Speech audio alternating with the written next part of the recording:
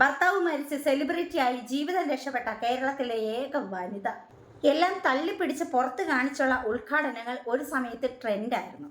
നമ്മുടെ ഹണി റോസും ലിച്ചിയും മാളവിക മേനോനും ഇവരൊക്കെയായിരുന്നു അന്നത്തെ ഉദ്ഘാടന താരറാണികൾ.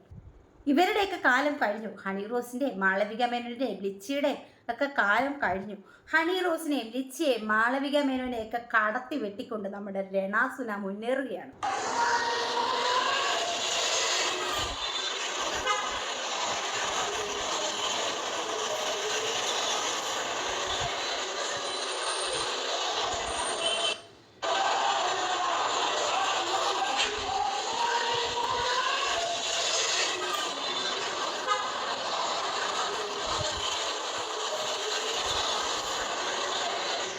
എന്തൊക്കെയാണ് ഇവർ ഈ സ്റ്റേജിൽ കയറി കിടന്ന് കാണിക്കുന്നത്?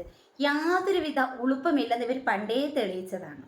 പണ്ടത്തെ ഉദ്ഘാടനങ്ങളൊക്കെ എന്തായിരുന്നു? പ്രാർത്ഥനയോടെ ഐശ്വര്യമായിട്ട് ദീപം തെളിയിച്ച് അനുഗ്രഹത്തോടെ ആശീർവാദത്തോടെ ചെയ്യുന്ന നല്ല ഒരു മഹത്തായ ഒരു ചടങ്ങ്. അങ്ങനെയുള്ള ഒരു ചടങ്ങിലാണ് ഇപ്പോഴത്തെ ഇങ്ങനെയുള്ള പേക്കൂത്തുകൾ കാണിച്ചിട്ടുള്ള ഉദ്ഘാടനങ്ങൾ. ഇതുകൊണ്ടൊക്കെ ഇവരെന്താണ് ഉദ്ദേശിക്കുന്നത്? ഈ വന്ന് കടന്ന് തുള്ളുന്ന പേമരങ്ങൾക്ക് യാതൊരുവിധ ഉളുപ്പമില്ലെങ്കിലും ഇതൊക്കെ നടത്തിക്കുന്ന ആൾക്കാരുണ്ടാവുമല്ലോ, അവർക്കെങ്കിലും അവരുടെ സ്ഥാപനം മര്യാദയ്ക്ക് പോകണം, നല്ല രീതിയിൽ പ്രവർത്തിക്കണം എന്നൊരു ആഗ്രഹമുള്ളവരാണെന്നുണ്ടെങ്കിൽ ഈ വക പേക്കൂത്തുകൾ കാണിക്കുമോ? ഇതുപോലെയുള്ള ആൾക്കാരെ വിളിച്ച് വേഷമൊക്കെ കൊള്ളാം, നല്ല സെറ്റ് സാരി, നല്ല നാടൻ ശൈലിയുള്ള സെറ്റ് സാരിയൊക്കെ ഉടുത്ത്, പക്ഷെ സ്റ്റേജിലോട്ട് കയറിയപ്പോഴത്തേക്ക് എല്ലാം മറന്ന് അതിരിവിട്ട് രണാസുന. ഈ വയറും പുക്കളും ഈ ചാരും ഒക്കെ കാണിച്ചില്ലെങ്കിൽ പുള്ളിക്കാരിക്ക് ഉറക്കം വരത്തില്ല. ഭർത്താവ് മരിച്ച് സെലിബ്രിറ്റിയായി ജീവിതം രക്ഷപ്പെട്ട കേരളത്തിലെ ഏക വനിത. പിന്നെ നമ്മളിതൊക്കെ അങ്ങോട്ട് പറയുമ്പോഴത്തേക്ക് ഉടനെ വരും കുറച്ച് ഊളകൾ. ഇത് ഞാൻ നേരത്തെ വീഡിയോയിലും പറഞ്ഞതാ. എന്നാലും നാണോ മാനോ ഉളുപ്പും ഇല്ലാത്ത ഊളകളുണ്ട്. നിനക്ക് നാണമില്ലേ? നിനക്ക് കുശുമ്പാണ്? നിനക്ക് അസൂയാണ്? എന്തിന്?